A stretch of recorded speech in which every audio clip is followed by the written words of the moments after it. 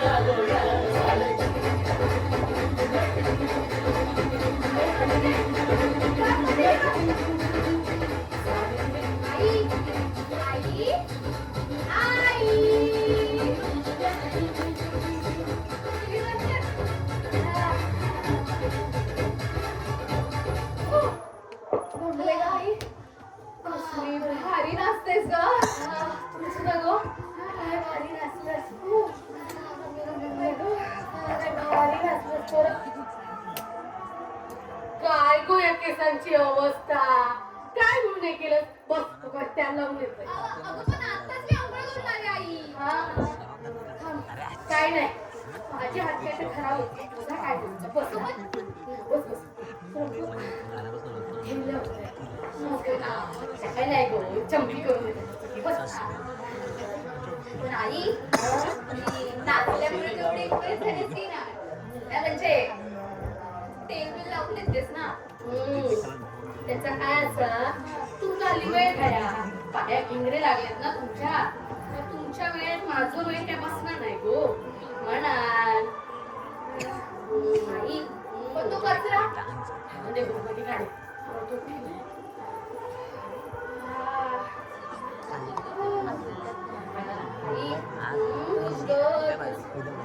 लोक बरोबर म्हणतात तो स्वामी तिन्ही जगाचा आई वेगळा ठिकाणी. आई सगळं लहानपणीचं बालपण आठवलं ग. ती जादू तो स्पर्श अनुभवायला भेटला. आणि सगळं आठवलं. आई तू शाळेत जाताना घातलेल्या वेण्या आठवल्या. करत असलेली चंपी आठवली. आई तू आता म्हातारी झालीस ग. हात किती खपलेत तुझे. आता तुमचं लक्ष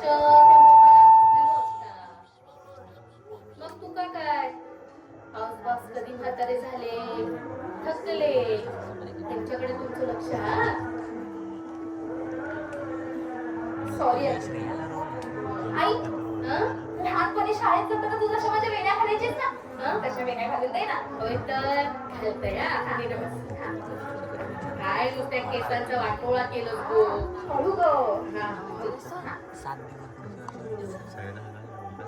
आता वेणी कधी घालतोस तू, त्याला तशा सोडतच नाही जातोस.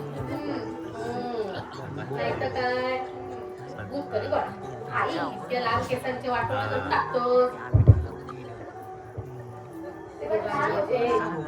कधी वाढले तुझं लक्षच नाही गो. मयूरच्या पण केस किती वेळा सांगलो मयूरा त्या घालते रे, पण कधी ऐकत तर ना कधीच नाही लावून घेत. आणि कसे केस वाढलेले बाय त्याचे मोगली सारखं फिरत होतो. मग पाठीला लागण कसे तरी कापल्यानं. आई तुझ्या होणारा सुनेला आवडत असते त्याने केस कापलेले म्हणून कापले असते त्याने. होय तर उलट टोमणं नको मारू. तुझं भोपण मगे बघ कसं तुझे लाड करीत ते बघ बघ. दर्शना या बोलाव काय गो. बोल ना. बघ आपलं राग येत नसत तर बोलतो. बोल म्हणजे बघ आयुष्यात सगळा बायको पण लगीन मात्र वेळेवर कर. आई तू आता उगा सुरू होऊ नको का. तुम्ही पोरा काय ऐकणार ऐकली नाही गो. आम्ही फुकटची तुमच्या मागे मरमर मरायचा आणि तुम्ही ऐकशाल. आई हे आई आई आई ते सोड ते सोड. तू उठ उठ उठ उठ. अरे पण अरे पण माझ्या वेण्या. अरे अरे अरे आता त्याला हातून कमळला पडला. आता तू का आई मी माझं हक्काचं घर घेतलं. 2 लाख रुपये डाऊन पेमेंट भरलं आणि घर नावावर भरलं. पैसे आणले कुठून घेतले. घेतले म्हणजे कर्ज घेतलं की काय. हो आई हे बघ हे घर मला आजचं जाऊ द्यायचं नव्हतं आणि आज ना उद्या मला सेटल व्हायचंच आहे. आणि घरच नसेल तर स्नेहाच काय कुठलीच मुलगी माझ्याशी लग्न करेल का म्हणून घेतले उधार. अरे पण कोणाकडनं घेतलंस. स्नेहाच्या बाबांकडून. काय मयूर सोयरीक अजून जुळलेली नाही आणि तू त्यांच्याकडनं पैसे घेतलं. आई अगं सोयरीक जुळली नाही म्हणून काय झालं. हे बघ माझं आणि स्नेहाचं एकमेकांवर प्रेम आहे. त्यांची आमच्या लग्नाला मान्यता आहे. मग काय प्रॉब्लेम आहे. अरे पण तू हे बाबांशी बोललायस का. बघ तरी बाबा दर्शू काय बोलू ग बाबांशी. त्यांना आपल्या भविष्याची काय पडली आहे का. त्या दिवशी त्यांना म्हणालो मी ते डोंबिवलीचा फ्लॅट नावावर करूया 2 लाख रुपये द्या. अरे गावी निघून गेले. नशीब समाज जाताना ते पत्र विसरून गेले. त्यावरून तरी कळलं की तिकडे लाईट आणण्यासाठी एमएससीबीच्या अधिकाऱ्याला 2 लाख रुपये लाच म्हणून दिले. नाहीतर तेही कळलं नसतं. आई अगं तुम्ही म्हणता ना की सोयरीक जुळली नाही आणि तू कसे काय पैसे घेतले. आई स्नेहाचे बाबा माझे तसे कुणीही लागत नाही ना मी त्यांचं कुणी लागत नाही. तरी पण त्याने विश्वास ठेवून मला पैसे दिलेच ना. आणि हा आमचा हक्काचा बाप त्याने काय केलं तोंड फिरून गावी निघून गेला.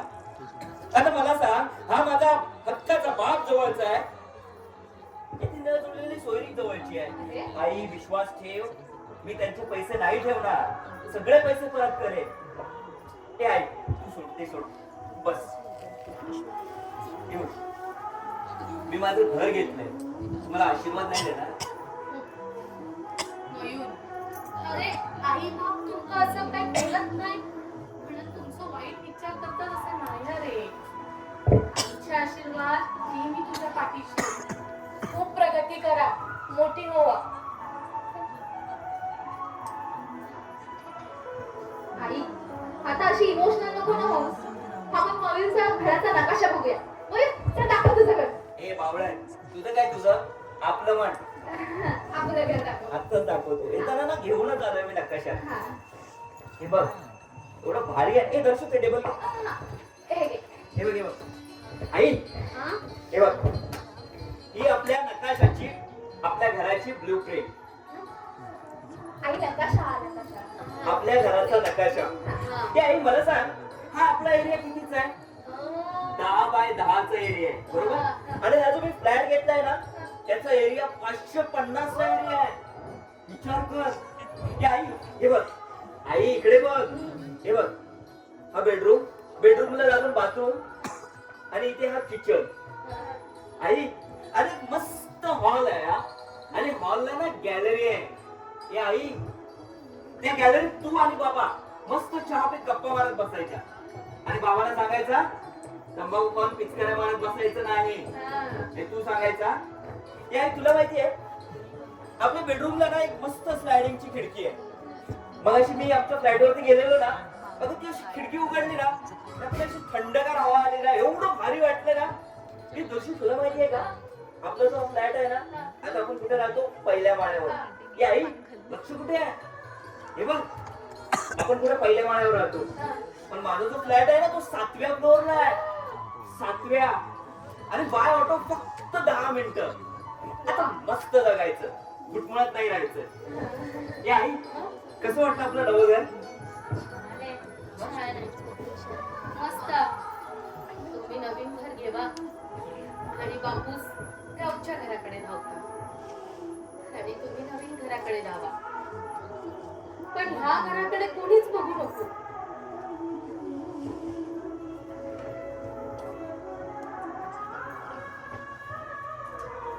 म्युन्सिपाल्टीचा असला म्हणा काय झाला रे. इतकी वर्ष संसार केलं या घरात.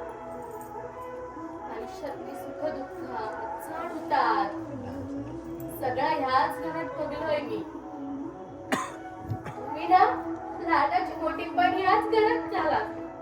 अशी एकदा तर धुडू धावत खरंच शिकला खरंच वाटलं. या घराच्या भिंतीने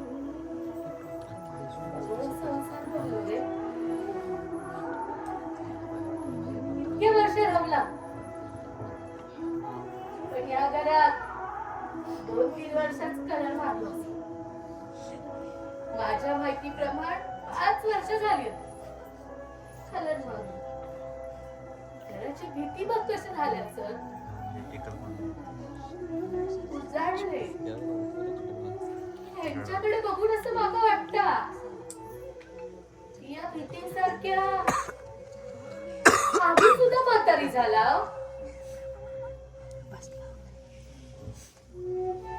आम्ही सुद्धा म्हातारी झाला अशी. पण ना यंदाची दिवाळी ह्या घरात शेवटची दिवाळी असा. चांगलं एकदा माझ्यासाठी रंग मारा रे. म्हणजे शेवटचा का होईना असा सजलेला बघूचा असा या घरात. आई आपण नक्की या घराला रंग मारू. अगदी तू सांगशील तसा मग तर झालं. आई तू तुझ्या लग्नात जशी सजली असशील ना तसं आपण या आपल्या घराला सजवूया.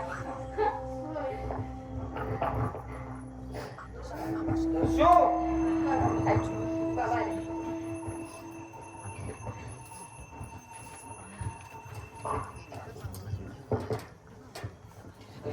हा बाबा काम करतेस का आता? नाही असं विशेष असं काही नाही. बोला ना. एक माझं पत्र लिहायचं होतं येतेस घेऊन. पत्र हो. हो लिहिते. थांबा 1 मिनिट.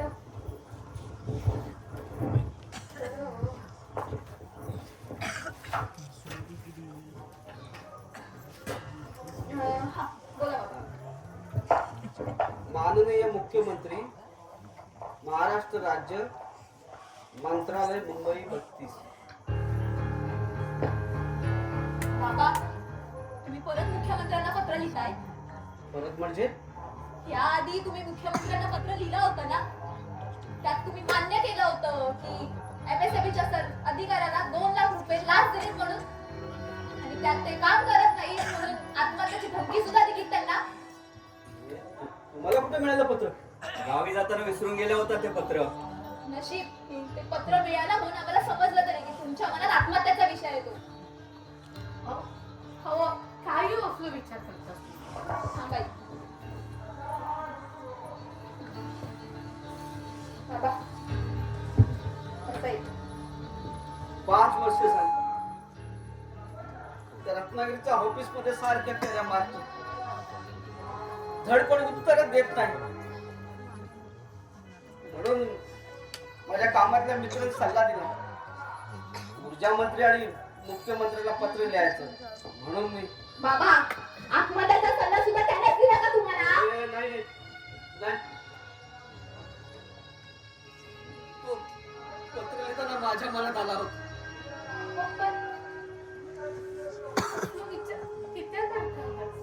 बाबा मला नक्की सांगा काय झालंय ते.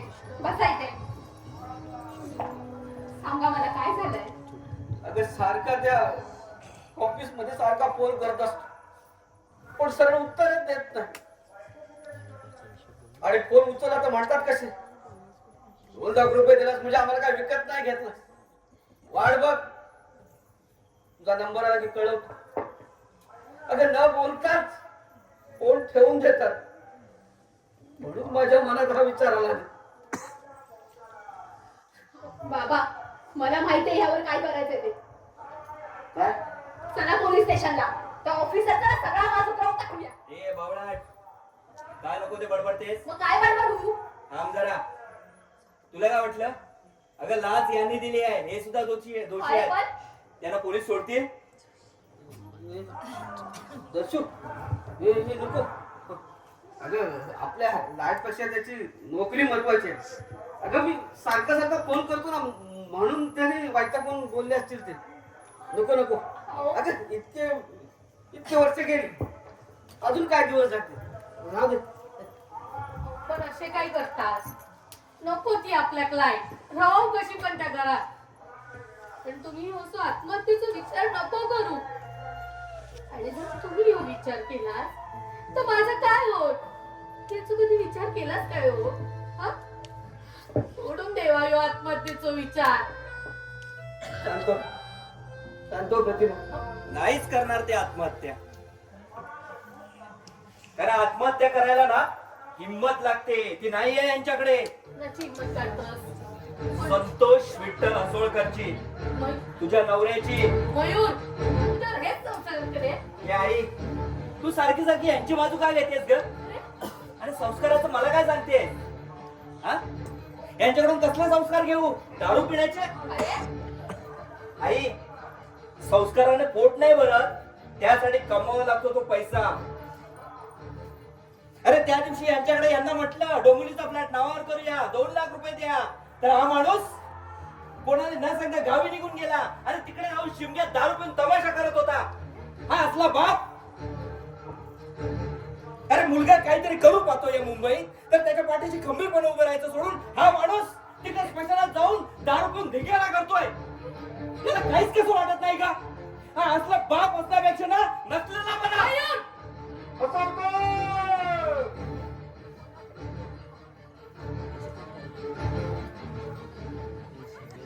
सोलकर, चला आपण पाय मोकळे करून येऊया. बाबा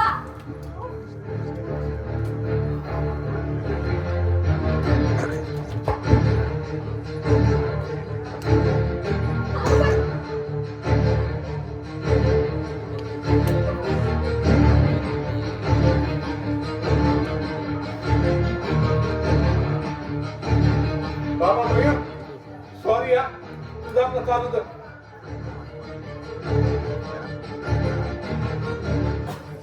मयूर तुका बापाची किंमत आता नाही कळायची.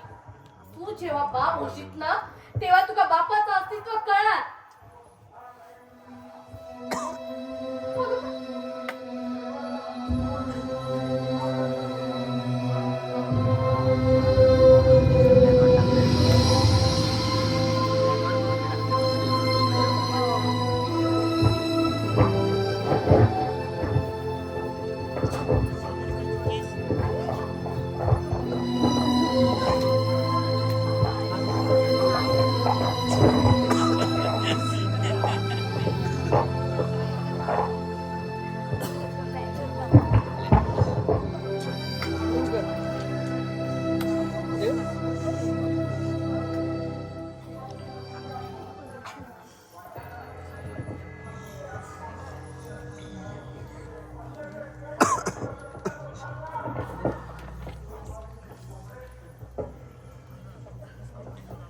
सुपर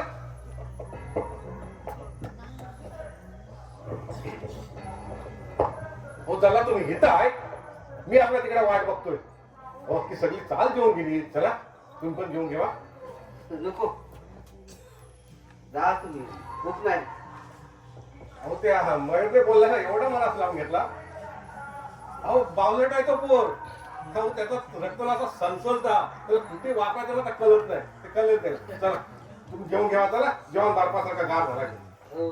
त्याचा विचार नाही हो करत होतो मग कसला विचार करताय काय नाही जा तुम्ही माफ करा असेल तर असं काय करताय तुम्ही असंच सांगता जा तुम्ही अजून काही येत नाही चला आधी नको आता माझ्या मनातला विचार गावी गेल्यावरच कदाचित जाईल अहो, असेल तर असा कसला विचार करता हो आठवणी आहेत त्या अहो जगाच्या पाठीत कुठेही गेलं ना तरी पाठ नाही सोडत त्या चला मी काय कमी प्रयत्न करतो इसरायचा पण नाही सर ते चला तुम्ही जेवून घ्या तर अहो जावा जरा 2 घास खाऊन यावा जावा सगळीच वाट बघता असं नको असे काय करतात पोरीसाठी निदान खाऊन यावा ती पोर पण ना अशीच हट्ट करायची यानं डबा घेऊन यायची ना त्या 2 चपात्या जास्त घेऊन यायची आणि म्हणायची काका तुम्ही डबा जेवून घ्या तुम्ही जर जेवलत नाही ना तर बाबाला पण उपाशी ठेवी त्या हट्टापुढे कधी माझं काय चाललंच नाही ग. मग आता त्या पोरीसाठी तरी 2 घास खाऊन घ्या तुझं जीव गुंतलो असा होय बरं मयूर आणि दर्शी जेवली का पोरा इली काय अजून म्हणजे अहो म्हणजे मुलींचं जसं फोन इलो होतो की त्याका उशीर होतो असा आणि दर्शनाचं फोनच लागणार नाही हे आता सांगतेस तुम्हाला अहो असे काय करतास काय अहो अहो असे काय तर टेन्शन नको घेऊ अहो अहो आपलं बोलत नाही लागत आहे तिचा वहिनी कधीपासून फोन लागत नाही संध्याकाळ बसणार वेळेस काय का तू आता सांगतेस अहो असं काही कामाच्या गडबडीत विसराच झाला जिलावरनं आवाज येतात था चिला असतला अहो नाही फोन लागत आहे मागच्या वेळी पण मी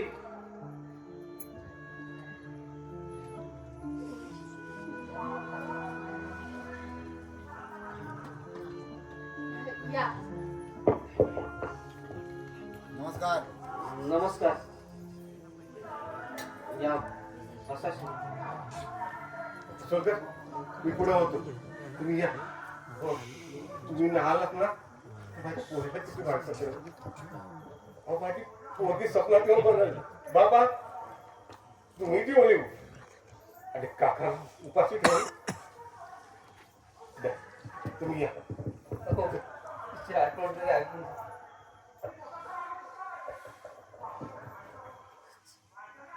होती नेहमीप्रमाणेच ना डबा घेऊन यायची आणि त्या दिवशी काय आली नाही म्हणून म्हटलं पाऊस पडतोय जेवण करायला उशीर झाला असेल पोरीला झाला असेल उशीर किंवा येताना मैत्रीण वगैरे भेटली असेल तिला असेल बोलत बसलेली पण ते फोन नाही लावला आणि मी पण नाही फोन लावला माझ्या मित्रानं टीव्हीवर ती बातमी लावली त्यात बातमी आली होती की एलपीसीच्या ब्रिज वरती चेंगरेचेंगरे होऊन बरीच माणसं मेली म्हणून मी लगेच तिला फोन लावला लगेच पण रिंग वाजत होती फोन का उत्तर नव्हतं माझ्या मनात शंकेची पार चुकली मी धावत एलपीसीला गेलो आणि बघतो तर का प्रतिभा आपली श्रद्धा त्यात होत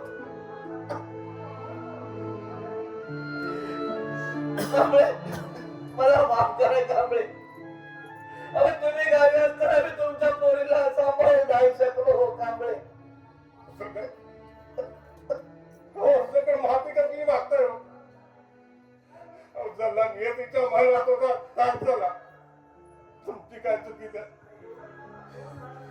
काही वर्षापूर्वी श्रद्धाची आई गेली.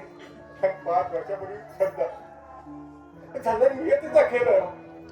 तुम्ही जास्त विचार नका करा. हो, वाजव.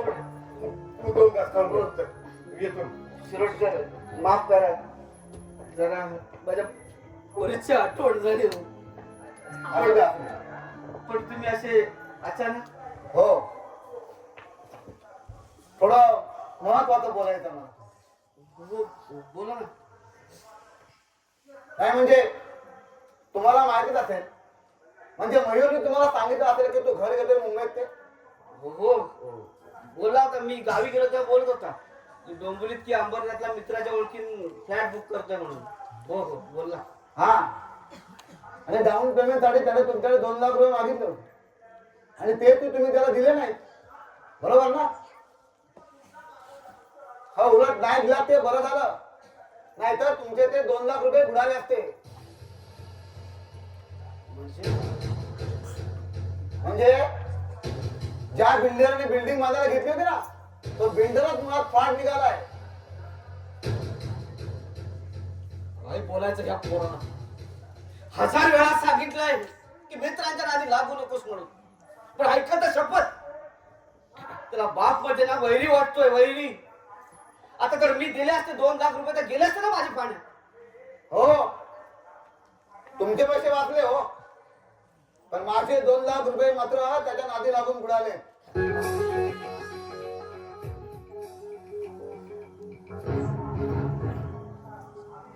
त्याला तुम्ही पैसे दिले नाही म्हणून त्याने पैसे माझ्याकडे मागितले आणि माझी मुलगी त्याच्या प्रेमात वेळी म्हणून मला नाईलाज असो त्याला पैसे द्यावे लागले. आणि काल हा सगळा प्रकार माझ्या मुलीनेच मला सांगितला. हे बघा असोळकर, मी माझ्या स्नेहाला समज देऊन आलोय की मयूर पासून लांब राहा म्हणून. आणि तुम्हालाही सांगतोय, हा जर असाच वागणार असेल ना तर आता माझा तुमच्या मुलावरती विश्वास राहिलेला नाहीये. या त्यांच्या नात्याबद्दल मी साशंक आहे.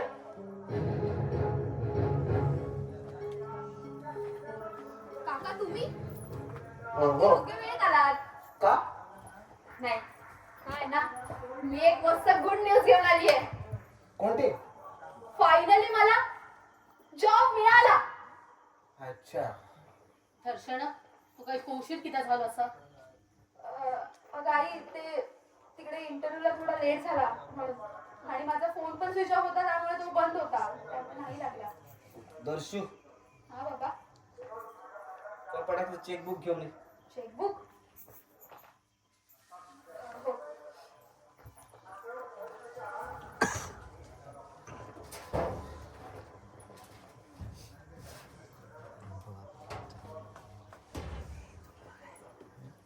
आणि शिरोडकरांचं पूर्ण नाव. काका, तुमचं पूर्ण नाव? रवींद्र भानू शिरोडकर.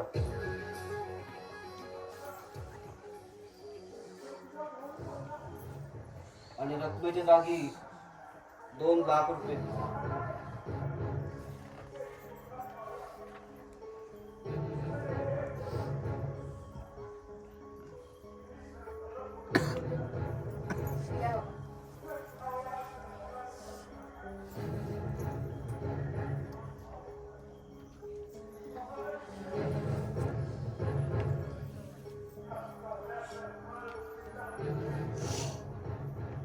शिरोडकर, माझ्या मुलाच्या चुकीबद्दल मी माफी मागतो.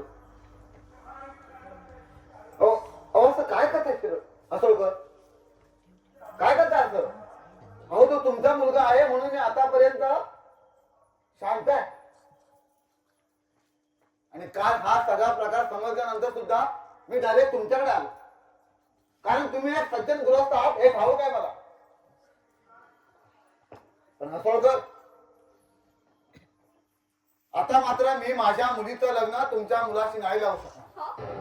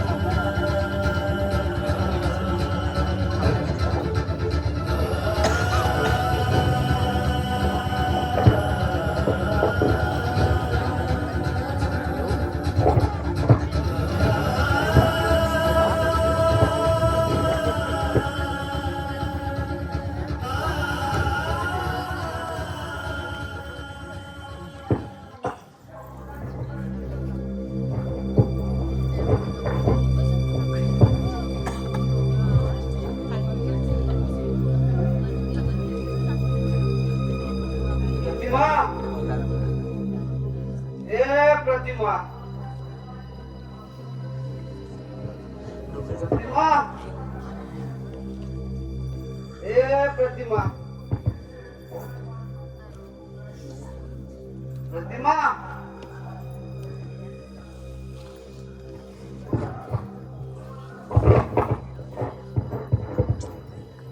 प्रतिमा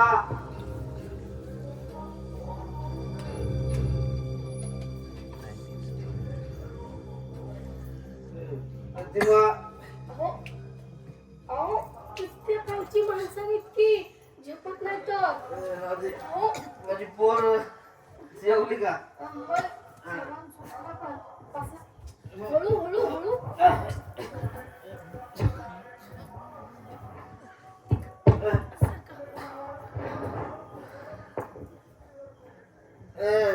प्रतिमा अगं मी लहान होतो ना तेव्हा माझं गावचं घर ना गवठाच होत आई वडिलांनी मोलमजुरी करून बांधलं होतं त्यात माझे 3 भाऊ 1 बहीण आणि मी असे आम्ही 5 जण राहत होतो हे पण आम्ही सुखी होतो हा. का माहितीये आई वडील जे कमावून काय घेऊन यायचे ना ते घरी येईपर्यंत रात्र व्हायची हा आणि आई घरात आली ना की चुलीजवळ भाकरी बाजारा बसायची मग आम्ही सगळे भावंड चुलीजवळ जाऊन बसायचो आईच्या शेजारी मग आईनं पहिली भाकरी काढली ना की आम्ही सगळे असे ताव मारायचो मग माझे आई बाबा कधी जेवायचे ते कळलंच नाही पण आम्ही जेवलेले पाहून त्यांच्या चेहऱ्यावरचा आनंद मी प्रत्येक रात्री पाहिलाय हा प्रत्येक रात्री माझा मोठा भाऊ मोठा म्हणून नेहमी दादागिरी करायचा हा मयूर सारख्या भडव्यासारखे दादागिरी करायचा अगं अर्धी भाकरी तोच खायचा आणि आम्ही भावंड उरली सुरलेली भाकरी खायचो आणि खळ्यात जाऊन झोपायचो शेणानं सारवली ती जमीन आमच्या पोटाची आत कधी आपल्या पोटात सामावून घ्यायची ना ते कळलंच नाही कधीच कळलं नाही मग मी असा आवाडाकडे चांदड्या बघत बसायचो प्रतिमा मी ना प्रत्येक चांदणीला ना नाव दिलं होतं हा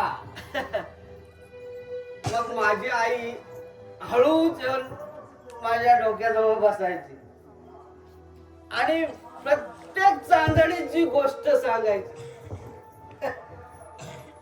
तेव्हा माझी सगळी भावंड झोपलेली असायची हा मग माझी आई ना माझ्यासाठी अंगाई म्हणायची लडी वाळू माझो बाळ घेता आकाशात झोके छान वाऱ्या संगे गाई गाण बाळ ताल सुर देता छान लडी वाळू माझो बाळ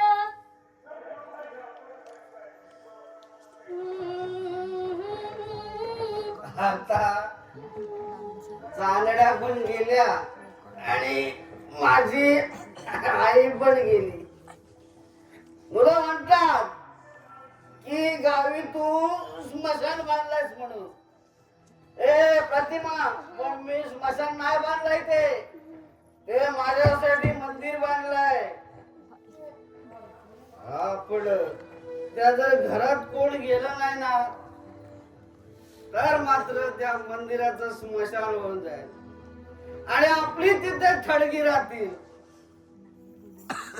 आंबा, फणस, काजू फार सुकून जातील, कारण त्याला पाणी घालायलाच कोण नसणार ना, त्याची देखरेख करायला कोण नसणार ना.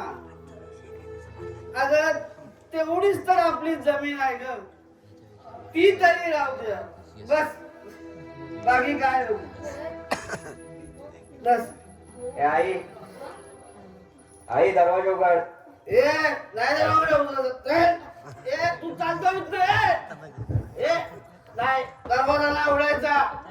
आई दरवाजा उघड.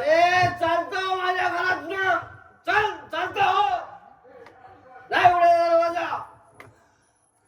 अरे साल्या, पुरं आयुष्य या मुंबईत घालवलं, पण पैशासाठी माझ्या दारात आजपर्यंत कोण आला नव्हता. अरे भडव्यात ते तुझ्यामुळे मला दिवस बघायला लागले. याला कारणीभूत ना तूच आहेस, तूच. अरे तुझ्यामुळेच मला लोकांकडे पैसे मागावे लागतात. अरे बाप म्हणून कधी पाठीशी उभा राहिलास? कधी विश्वास दाखवलायस का? अरे प्रत्येक वेळी तुला विश्वास दाखवलाय, पण प्रत्येक वेळी तू माझ्या विश्वासाची माती केली. प्रत्येक वेळी तू मला खड्ड्यातच घातलाय, आणि आता काय केलंस? घातलंस तर मला खड्ड्यात 2 लाखाला. आता मी काय करायला गेलो तर नाही मिळत मला यश. काय करू मी? अरे मग माझं ऐकायचं होतं ना. ऐकून काय केलं असतं? त्या स्मशानातच घेऊन गेला असतास ना मला. मला सांगतोय भोसडीच्या माझ्या गावच्या घराला स्मशान म्हणतो. अरे कोणाला हौस नाही आहे इथे राहायची. जाईन मी, जायचं तेव्हा. तू मला नाही सांगायचं, मला वाटतं तेव्हा जाईन मी. अरे चला, या भडव्याला ना गाव नकोय. मुंबई आलोय, मुंबई. अरे जरा मुंबईत जाऊन फिरून बघा, कशी खायला उठते ती. अरे नार एक दिवस मुंबईचं स्मशान झालं ना, आणि त्या स्मशानात तुम्ही भरपूर जाऊन मेलात नाही ना, तर तुझ्या घेणं खाल्लं जाईल मी. अरे इतके लोक येतात एका मूर्ख म्हणून काय? प्रॉब्लेम आहे ना की तो फट्टू आहेस, फट्टू. अरे घाबऱ्या तू, घाबऱ्या. अरे लायकी नाहीये तुझी मुंबईत घर घेण्याची. नाहीये हिंमत तुझी मुंबईत घर घेण्याची. मला बळा लागतोय.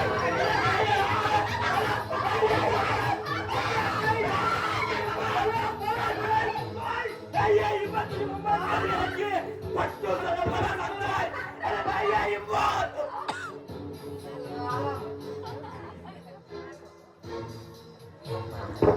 हात कर, हात कर मोहित.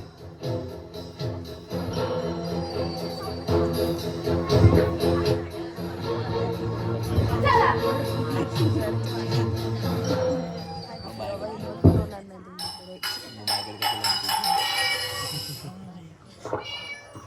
अरे साल्या, 13 वर्षाचा असताना मुंबईत आलोय. अरे ही मुंबई कोळून प्याला मी, कोळून.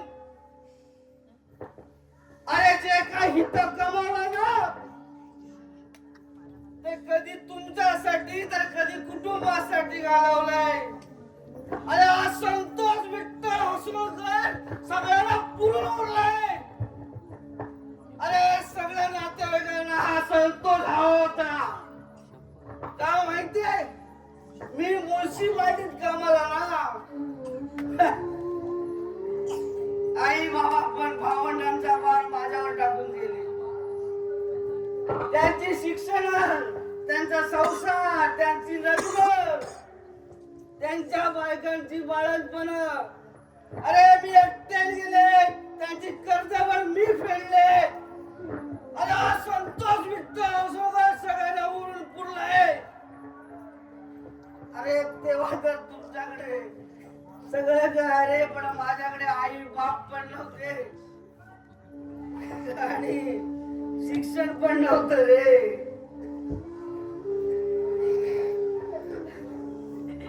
काय म्हणालच रे? आई बाप असाच, उपकार नाही केलास आणि बापाची हिंमत काढतस. तुझ्यात असा ना हिंमत, मग तुझी पोरं होतीत ना तेव्हा दाखव शिकवली आहे मुंबई. आणि काय तुझ्याकडे हिंमत असा, शिक्षण पण असा ना, मग जा नाही मुंबई सोडून आणि उभी कर तुझी मुंबई दुसऱ्या ठिकाणी. असा तुझ्यात हिंमत? अरे असा का हिंमत? आणि बापाची हिंमत काढता. अरे या मुंबईत आपलं बाहेर सहन होत नाही. या तळक्यात चिरत नाही कसा, आणि आमची लायकी काढून निघालो असा. ए, प्रतिमा, अगं तो बरोबर बोलतोय. माझी नाही लायकी आहे. अगं मी भित्रा आहे, भित्रा आहे मी पट्टू. अगं आता पहिल्यासारखी मुंबई नाही राहिले. अगं या बदललेल्या मुंबईत माझ्या पोरी सारख्या श्रद्धाला गिळलाय ग, गिळलाय. तेव्हापासून तुम्हाला गमण्याची भीती वाटते ग. भीती वाटते तुम्हाला गमण्याची. आता घरातून जेव्हा मी बाहेर पडतो ना, त्या गर्दी बघून मी भीती वाटते का मला. जीव गुदमरून जातो माझा. मोठमोठ्या इमारती बघितल्या ना की मी माझा रस्ता बदलतो. असं वाटतं एखादी इमारत माझ्यावर कोसळेल त्याची भीती वाटते. की ते हवेत ब्रिजवर ब्रिज बांधताय. अगर एखादा ब्रिज माझ्यावर कोसळेल याची भीती वाटते. इथे रस्त्यात खड्डे पडताय, तर हवेत बांधलेल्या रस्त्यावर कसा काय विश्वास ठेवायचा. रस्ता खोदणारी मशीन जेव्हा चालू होते ना, तेव्हा माझ्या हृदयात धगधग चालू होते. भीती वाटते मला ग. जेव्हा सकाळी दार खिडकी उघडतो ना, तर नवनवीन बांधकाम सुरू असतात. रस्त्यात त्या गाड्यांचे आवाज, त्या गाड्यांच्या धूर, मला शांतता हवी आहे, शांतता. ती ठरवून नाही मला मिळणार. ती शांतता मला माझ्या गावात जाऊन मिळेल. ए प्रतिमा सांगणार त्याला मला सांगायचं. ए दुसरं काय करतो मला सांगायचं.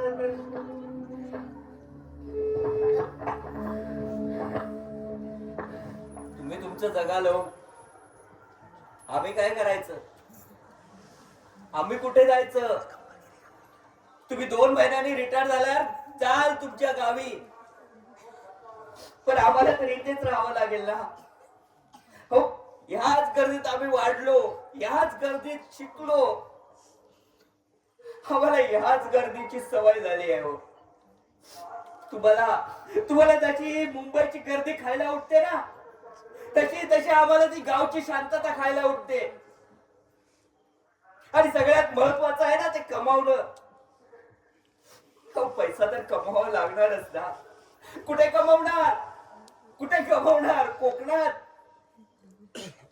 हो, जिथे अवेळी पाऊस पडला की आंब्याचा मोहर गळून पडतो. हो, शेतकऱ्याच्या हातात काहीच नाही राहत. अहवाल दिला होतो तो. शेतकऱ्याच्या उत्पन्नापेक्षा ना त्याचा खर्च जास्त होतो. तिथे जाऊन काय कमवायचं आम्ही? आम्हाला ना इथेच राहावं लागेल. या शहरात आम्हाला ह्या शहराची सवय करून घ्यावी लागेल. आम्हाला सवय करून घ्यावी लागेल आज गर्दीची.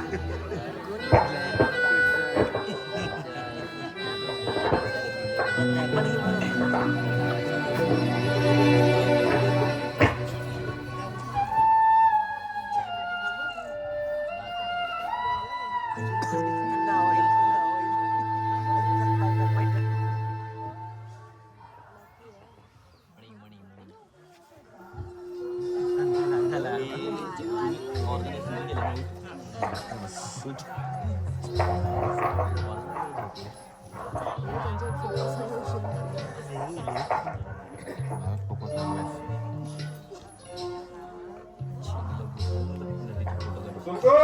झाली का तयारी? होय होय या या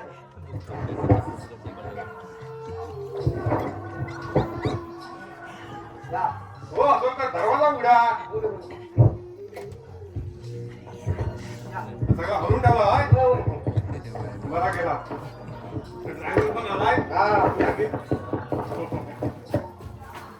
एक एक द्या काका. चल या घेतो. हो का? जरा लवकर येवा. बरं. बाबा हा कसला शर्ट घातलाय काढा तो आधी. आता माझा आवडता शर्ट आहे तो. आवडता नसला किती बोळे आहेत बघा त्याच्यावर. अरे राहू दे, गावात तर जायचं आता आपलं काय होतं. तरी पण राहू दे काढा ना तो शर्ट. राहू दे. ही कुठे आहे? आई बाबा हा?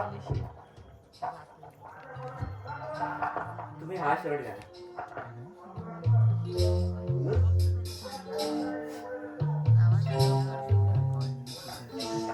हा तुम्हाला छान दिसतो.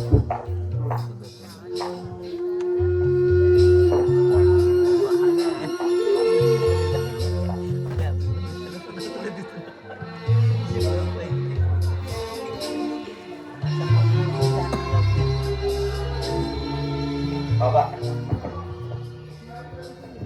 आजपर्यंत मी माझ्या कमाईतून तुम्हाला काहीच नाही घेऊ शकलो, पण एक माझ्याकडून तुम्हाला हा shirt. दर्शू, कसं वाटतंय? एकदम भारी वाटतंय बाबा. आणि बघ वेळेत कामाला जा हा तुम्ही. हा? डबा घेऊन जा, भातचं काय खाऊ नका. आणि तू ये भांडत राहू नका.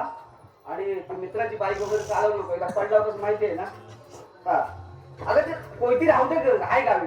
हो, पण तुम्हाला उपयोगाला येईल. अगं आहे ते ठेव किती राहू दे. बरं, ठीक आहे. आणि ते दर्शू मयूर आपला पाठचा मार आहे बघ किती पोल बसलाय लाईटचा. 4-5 दिवसात लाईट भेटते बघा. म्हणजे मुख्यमंत्री पावलं म्हणायचा. हो हो हो. आणि चटे राहू दे. या, हो. हो सुलकर हा लवकर या. ड्रायव्हर वाट बघतोय. अरे हो कांबळे सगळं नेल्यात का सगळं. हा बाकी काय नाही चला. आणि पोरात एवढा काय समजवताय? 2 महिन्यांनी ही पण जातील. काका, तुम्ही नंतर इकडे एकटेच ना. त्याला आधी पण मी एकटाच होतो. तुम्ही गेला की दुसरा कोणतरी येईल, ते मनोरंजन करतील. मी रिटायर झालो की मी पण गावी माझ्या आई वडिलांसोबत शेवटच्या दिवसात त्यांच्या सोबत राहील नव्हतं मी.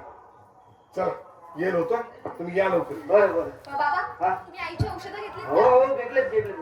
बरं अजून काय राहिलं का बघा. नाही नाही तू ऐक ना. तुझं लग्न ना असं थाटात करतो की नाही बघ. हा पण मुलगा तू बघ.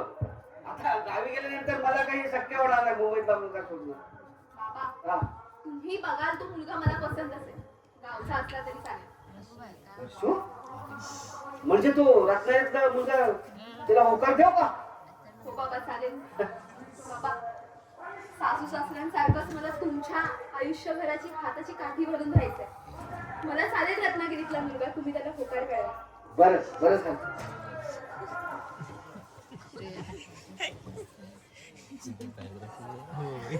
अयो, एवढेच आहे.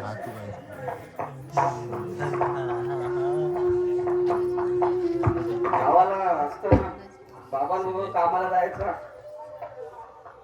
ते जमा करून ठेवले.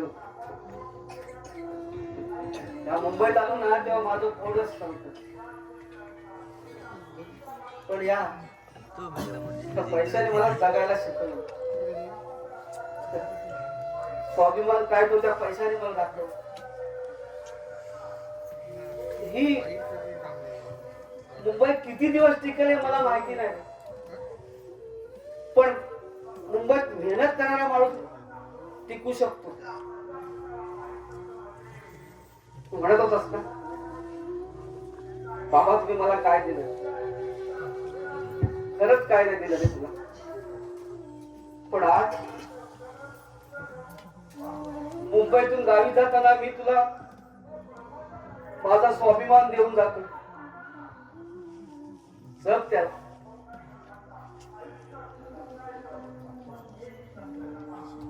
एक विचारू, ह्या जगात भाग्यवान कोण आहे? आणि दुर्दैवी मीच. तो कसा काय? बाबा, तुम्ही मला आता विचारलं की या जगात भाग्यवान कोण आहे, तेव्हा तुमचा हात माझ्या पाठीवरती होता. त्यावेळी मी मला ना ह्या जगातला सगळ्यात भाग्यवान मुलगा समजत होतो. जेव्हा तुमचा हात माझ्या पाठीवरून खाली उतरला ना,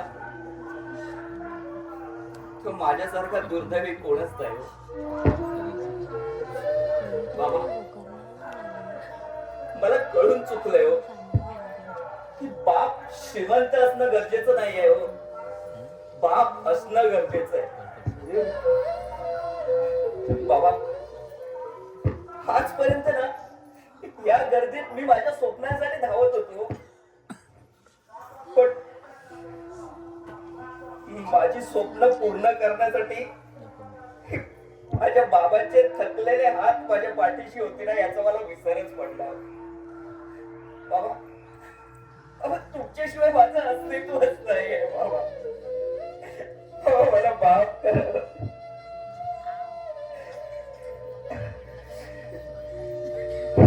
बाबा, ठरलं.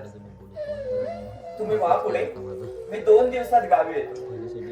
आणि जोपर्यंत आपल्या घरी लाईट येत नाही ना, तोपर्यंत मी तुमच्या सोबतच राहीन. हो. अगं ही काय शोधते आहे? प्रतिभा काय शोधते आहे? हो अचलकर, किती आहे? या. चालला का ड्रायव्हर व्हायचा का तिकडं? ओ भाऊ, लवली. एक काम करा, ह्यो कलरचे डबे देवा आणि आणि या घरात तेवढं मारा. एवढा कलर मारे बरोबर उजळायचा. चला, ड्रायव्हर तिकडे वाट बघतोय. राहू दे इकडे, मी नंतर काढतो. तुम्ही चला फटाफट, ड्रायव्हर व्हायचा तिकडे. मारशात ना.